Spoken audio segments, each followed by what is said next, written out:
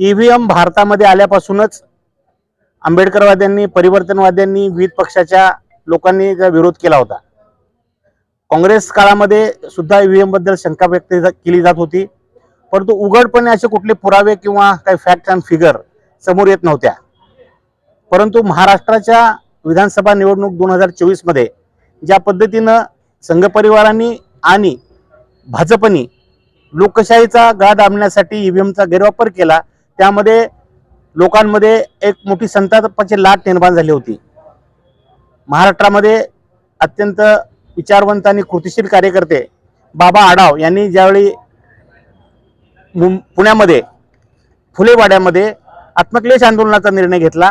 आम्ही 5 डिसेंबर रोजी परमपूज्य डॉक्टर बाबासाहेब आंबेडकरांच्या पुतळ्याच्या ठिकाणी शहरातील लाखो लोकशाही प्रेमी, संविधान प्रेमी नागरिक एक दिवसाचं 5 वाजता एकत्र जमून सरकारचा निषेध व्यक्त करून हे सरकार आम्ही नाकारत आहोत अशा घोषणा देण्यासाठी 5 तारखेला परमपूज्य डॉक्टर बाबासाहेब आंबेडकरांच्या पुतळ्याजवळ सायंकाळी 5 वाजता सर्वांनी एकत्र यावे।